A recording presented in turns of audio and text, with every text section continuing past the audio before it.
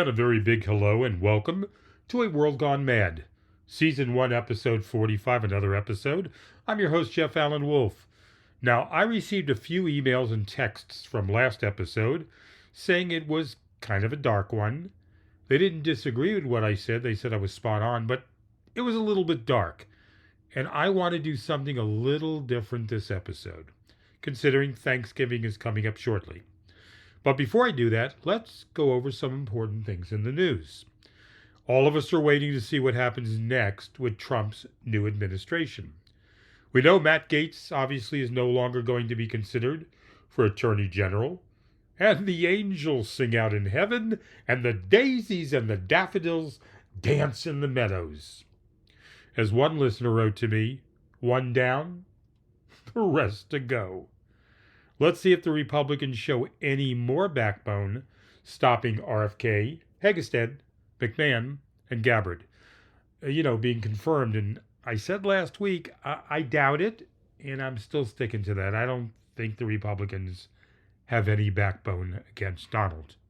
Another story in the news, there's a ceasefire deal to end the conflict between Israel and Lebanon's Hezbollah militia. It's close, but not complete as of today. Now, 3 senior Biden administration officials told NBC News. One official said there are still a few issues left to be resolved. Another cautioning a deal could still take a couple of days. Now, the Israeli cabinet will vote on the Lebanon ceasefire deal after Netanyahu approves in principle. And I'm sure Donald's going to take credit for this one as well. And in another big news story, and when I read this, when I heard this story made me angry and very disillusioned, but yet I said to myself, what else is new? It was announced that Special Counsel Jack Smith is dropping the election subversion case and the classified documents case against Donald Trump. Gone. Out the window. You remember Ronald Reagan called the Teflon president, nothing stuck to him? Donald makes Reagan look like a you-know-what, fill in the blank. Ridiculous. The Justice Department's position is that the Constitution requires that this case be dismissed before the defendant is inaugurated as the next president. That's what Smith wrote of the election subversion case in a 6-page filing with the U.S. District Court Judge Tanya Chutkan in Washington, D.C. This outcome is not based on the merits or strength of the case against the defendant, Smith wrote. Now, Smith's criminal pursuit of Trump over the last 2 years for trying to subvert the 2020 presidential election and his mishandling of classified documents represented a unique chapter in American history. Never before has a former occupant of the White House faced federal criminal charges. The government's position on the merits of the defendant's prosecution has not changed, Smith said in his filing. Smith said he was seeking to drop the charges against the president-elect without prejudice, which would keep the door open for charges to be brought again in the future, calling the presidential immunity Trump will have as temporary. Now, Smith said he consulted with Justice Department lawyers on the question, and that they also weighed the possibility of pausing the case until Trump no longer had the immunity of the presidency protecting him. Ultimately, however, the department's Office of Legal Counsel concluded that the bar on prosecuting city presidents is categorical, including for indictments handed up before a defendant enters office. Accordingly, the department's position is that the Constitution requires that this case be dismissed before the defendant is inaugurated. And although the Constitution requires dismissal in this context, consistent with the temporary nature of the immunity afforded a sitting president, it does not require dismissal with prejudice, Smith wrote. So I wanted to read you the mumbo-jumbo of the exact filings so you understand what their position is. So basically, we put that out of the way. So what are we talking about? Well, basically, the rule of law is done. Just makes me say out loud, why am I paying taxes to the government? Why do I need to stop at a stop sign if there's no traffic? Why do I have to follow the law? We taught our children who catch news or overhear things from others or read things. The children are basically being told that when it comes to the rule of law, you can be above it. You don't have to follow it. Why bother? Donald doesn't, so why should you? What a phenomenal lesson we're teaching the young children in the past 8 years. One small bit of hope: the state cases against Donald will continue, as President Trump will not have the power to interfere with the prosecutions brought against him by state authorities in Georgia and New York. However, the courts in those cases will still have to work out immunity questions raised by the Supreme Court and issues raised by his return to the White House. Okay, so I said in the beginning I wanted to switch gears for this week's episode because of Thanksgiving. Now, hopefully all of you, or at least most of you, are looking forward to enjoying the holiday, whether it's with family and friends, or maybe you're just celebrating Thanksgiving by yourself. I hope not. If you're celebrating by yourself, can you do something special for yourself, please? Buy a special snack or a drink for yourself. Watch a movie or read your favorite book or listen to a favorite song, please. Don't be alone. Don't be sad. Don't be down. Enjoy Thanksgiving. Call a friend and celebrate this week Thanksgiving. Now, I feel with everything that's happening since the election, we needed to get some inspiration here. Again, some listeners said last week was a little bit of a dark episode. So let me offer you a couple of things I came across that I would like to share with you. I want to talk about Betty White. The legendary TV icon Betty White will be honored in 2025 with a stamp. The U.S. Postal Service announced this on Friday. The Golden Girls and Mary Tyler Moore Show actor shared her wit and warmth with viewers for 7 decades. That's incredible. Betty White is getting a stamp. The comedic actor, who gained younger generations of fans as she entered well into her 90s, was also revered as a compassionate advocate for animals, the United States Postal Service said. Now, White launched her TV career in daytime talk shows when the medium was still in its infancy, and endured well into the age of cable and streaming. Her combination of sweetness and edginess gave life to a roster of quirky characters in shows from the sitcom Life with Elizabeth in the early 50s to sexual and slutty Sue Ann Nivens on the Mary Tyler Moore Show, to oddball and kind of out of it intellectually Rose Nyland in the Golden Girls in the 80s, and to Boston Legal, which ran from 2004 to 2008. White died in December 2021. She was 99, just a few weeks shy of what would have been her 100th birthday on January 17th. When asked how she had managed to be universally beloved during her long career, White summed it up with a dimpled smile. "I just make it my business to get along with people so I can have fun. It's that simple." All of us could use these words of advice to cope with what's going on today. The image for her stamp was created based on a 2010 photograph. Betty White. This news put a huge smile on my face, well deserving for this woman.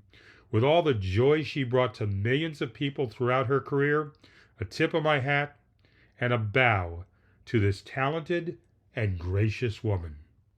This next story is from the Good News Network.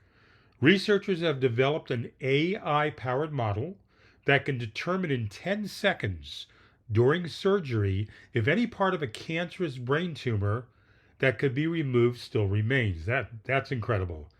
The technology, called fast glioma, outperformed conventional methods for identifying what remains of a tumor by a wide margin.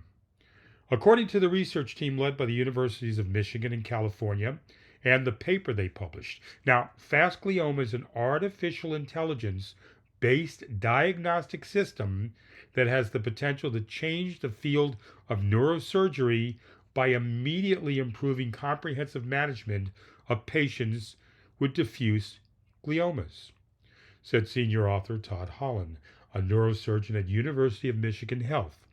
The technology works faster, more accurately than the current standard of care methods for tumor detection, could be generalized to other pediatric and adult brain tumor diagnosis. It could serve as a foundational model for guiding brain tumor surgery. Every day, fantastic breakthroughs in science. Good to see. Here's a story I definitely wanted to share. Kurt Vonnegut. Everyone know who Kurt Vonnegut is? Slaughterhouse-Five, Cat's Cradle. A lot of great books that were translated into movies, but a major and respected author of science fiction. Well, Kurt Vonnegut's Lost board game, he designed a board game 70 years ago. It's finally getting published. Fans of author Kurt Vonnegut are celebrating his original board game finally being brought to life after it was lost to the world following his unsuccessful marketing attempt in 1955. And the game turned out to be deep and strategic, while still being easy to learn and fun to play. Kurt Vonnegut's son Mark was 8 years old during the game's development, and he fondly recalls his father working on the game, and he helped his father test it. He was discouraged about his writing at the time, recalls his son Mark, but he had unshakable faith the game would succeed. Now, Vonnegut, a World War II veteran, published his first novel in 1952, which was critically well received but not a financial success. So while he worked on his next novel, The Sirens of Titan, he needed to supplement his income. Well, one of those efforts was an original board game called GHQ, General Headquarters. He designed it through 1956, attempted to sell it to game companies, but was ultimately unsuccessful, and his design notes were filed away. Until now. I first learned about GHQ in 2013, and as a Vonnegut fan, was driven to learn more, said the game designer and historian Jeff Engelstein. It took several years working with the Vonnegut family and Indiana University, but ultimately we were able to locate his original notes on the game and sample pieces.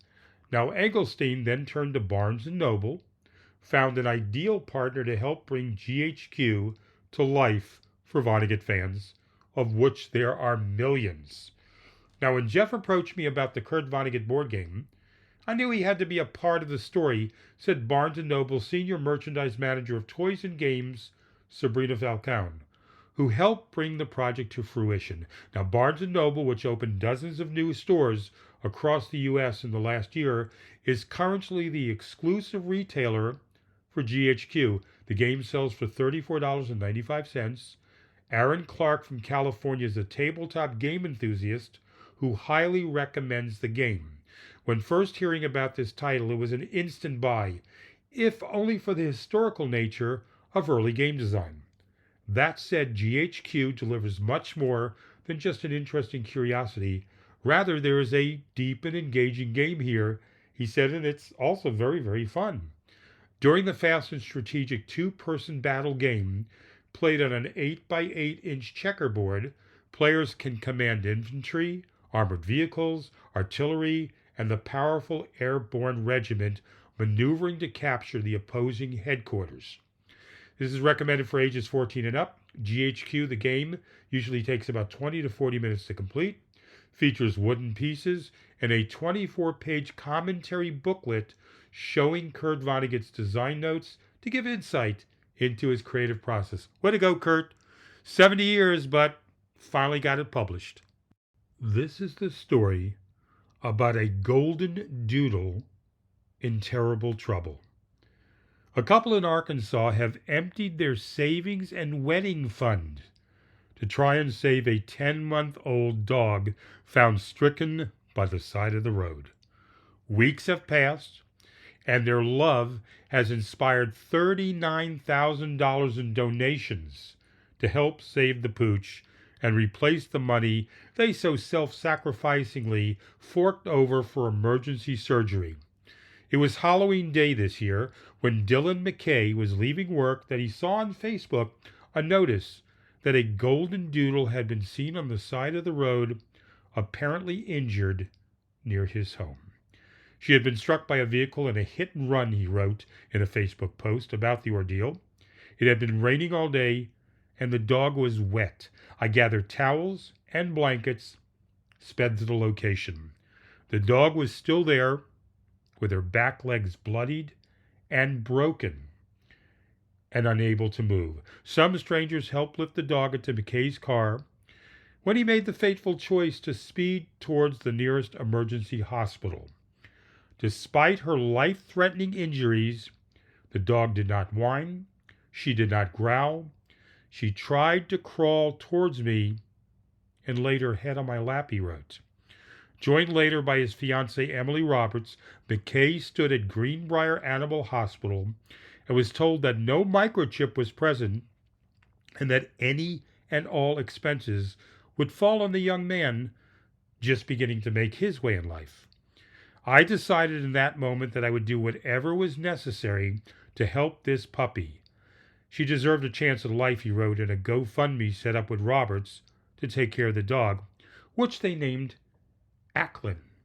Broken legs, possible infection, and fleas were the diagnosis. The following day, the doctor said the leg would have to be amputated. And for the other leg, which would have to be perfect, a 10-hour drive to Mississippi State University was required. The cost by then had reached $7,000. We have pulled the money from our wedding fund and our overall life savings to fund these medical expenses, the pair wrote. That being said, we are joyous and excited at the possibility of saving this wonderful girl and giving her the best life she could imagine. Wow. Touching and heartfelt from people who care. To you, the Wolfpack listener, let me know if you're going to be celebrating anything special or unique or different this week for your Thanksgiving. You could email me at wolfpacklistener, WOLFPACK, listener, @gmail.com. The toll-free number anywhere in the United States and Canada, 24 hours a day, 833-399-9653. And don't forget, you can text through some of the apps you listen to my podcast on. You literally can stop the podcast, send me a text, and then continue listening. And please don't forget, at least give me your first name, where you're listening from, whether you send me an email or text or a voicemail. First name, where you're listening from, that really helps me. And don't forget to subscribe on Spotify and or Apple. Leave a review if possible. That moves me up in the rankings to jump over other podcasts. And the more people you share my link to, the better and faster this podcast grows. Now, if the previous story doesn't make this week a little brighter for us, nothing will. However, I want to leave you with a story. This story may help your week.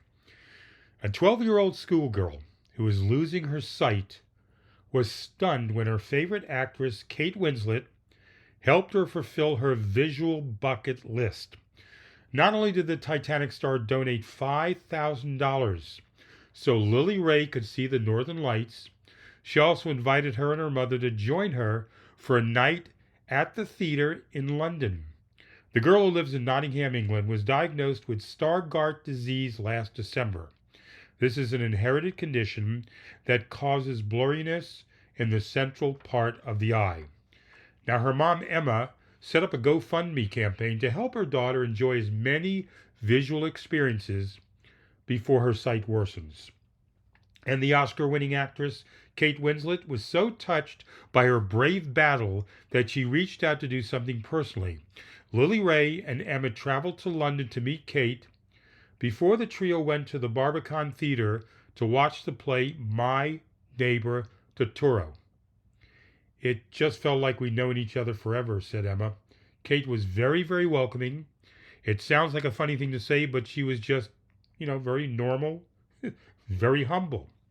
Winslet also arranged for the girl to tick off another item on her list: feeding tigers at Knowsley Safari Park in Prescott, England. We are so grateful for her donations and help in raising the profile of Lily's condition Lily created a thank you card for Kate and her family, and she did it in Braille. The campaign managed to raise more than $13,000 for the fun activities on her visual bucket list so she could enjoy them before her sight deteriorates further. So I told you earlier I wanted to do something different, get away from the darkness and go to a little bit of uplifting and inspiring stuff. Although sometimes it's hard to find good things happening in our world each day, hopefully the previous stories will help all of us enjoy a wonderful Thanksgiving celebration coming up. For our Thanksgiving, Natasha, Cooper, Phoenix, and I are going to celebrate Thanksgiving at home. We're going to make a turkey breast, green beans, sweet potatoes and cinnamon, some nice, warm, oven-baked bread, and a dessert of pumpkin pie and cookies. Maybe I'll have some scotch and ginger ale as a treat. Share with me what you're going to be doing this Thanksgiving. I will be back next week with another episode of A World Gone Mad. I'm your host, Jeff Allen Wolf. Please enjoy your Thanksgiving. I wish you the best this week. Please drop me an email, a text, or a voice message saying hello back. Everyone, stay hopeful.